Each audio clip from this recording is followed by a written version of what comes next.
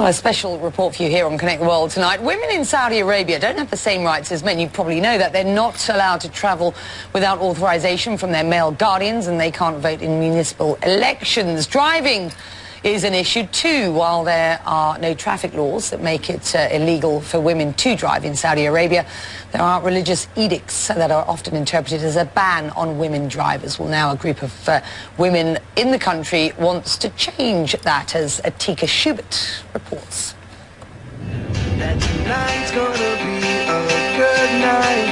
Hands on the wheel, keys in the ignition, and the Black Eyed Peas' I Got a Feeling plays as the rallying soundtrack for Women to Drive, a groundbreaking initiative organized on YouTube, Facebook, and Twitter to get women into the driver's seat in Saudi Arabia. Hundreds of women have signed up to hit the road on June 17th, and Manal Al-Sharif is one of them. We are not against the law, we're not protesting, we're not doing anything that's breaking the law. We made this clear, and we are all Saudis who started this thing, and we love our country. The streets of Riyadh and Jeddah are full of cars driven exclusively by men. Strict segregation by sex means women can't travel without a male relative, and they can't take public transport. To get around, women hire expensive drivers or taxis. It's a daily frustration for a single mother like Manal. She describes getting stuck after dark trying to make it home last month to her 5-year-old son. I had to walk in the street for half an hour looking for a cab. I was harassed by every single car. Most of the cars passed by. They were harassing me because it was late at night, 9 p.m., and I was walking alone.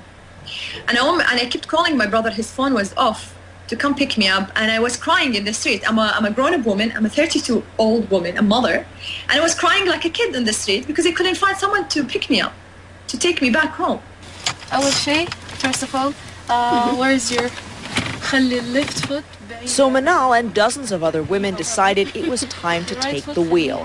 She and other women with international licenses are also offering driving lessons in Saudi's rural areas. Manal took this video of giving her first lesson. But this is only a small step on a long road. Women still do not have the right to vote in Saudi Arabia. Any woman wanting to travel, work, get an education, or even open a bank account requires the permission of her husband, father, or other male guardian. Getting a driver's license is not enough, say women's rights activists. The bigger problem.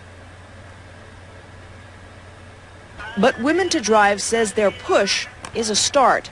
The initiative has already encouraged several women to drive on their own with no male guardians, uploading their stories onto Women to Drive's YouTube channel.